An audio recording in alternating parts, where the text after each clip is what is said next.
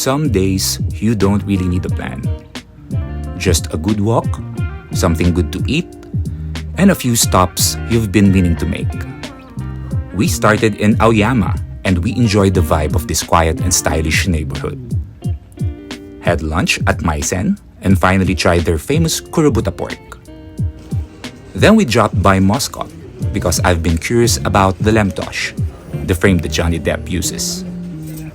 I'm a fan of really good Japanese denim, so we went to Momotaro Aoyama, but they didn't have my size. So we made the detour to their Koenji branch, which honestly ended up being one of the best parts of the day.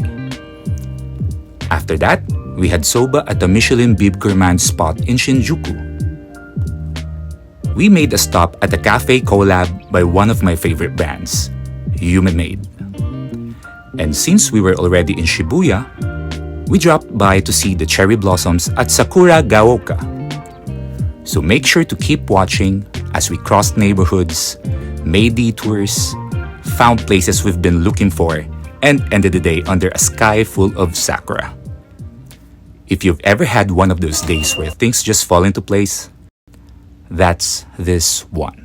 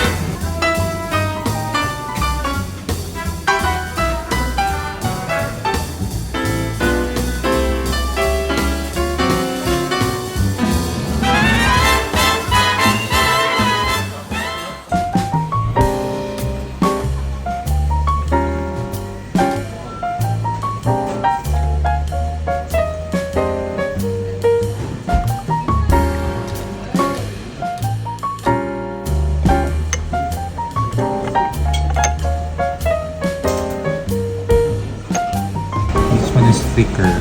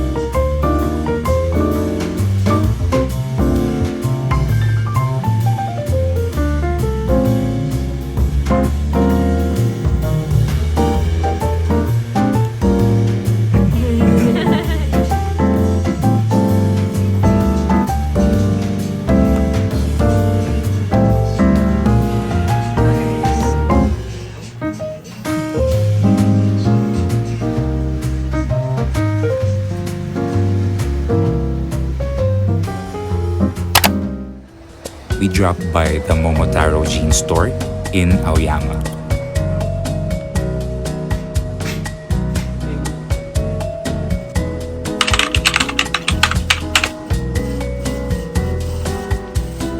Japanese denim has fans around the world, and for a good reason. The quality and craftsmanship are next level, and Momotaro is one of the best.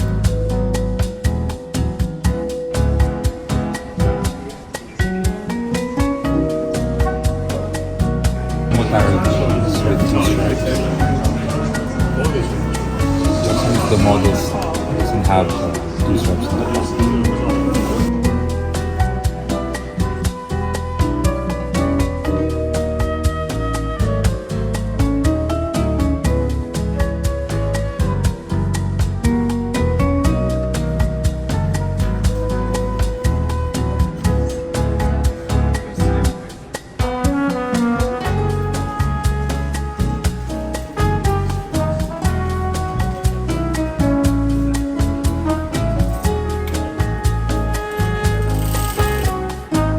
They didn't have my size for the wide cut pair, but the staff kindly set up an appointment for later at their Koenji branch, where the pair is available.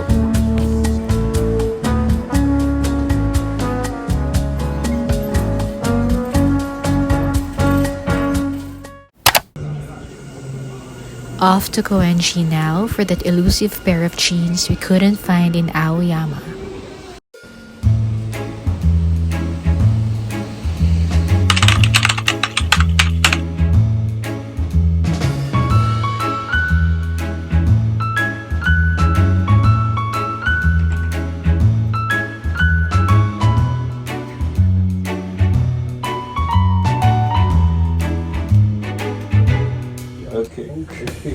And what's for sure? This gym?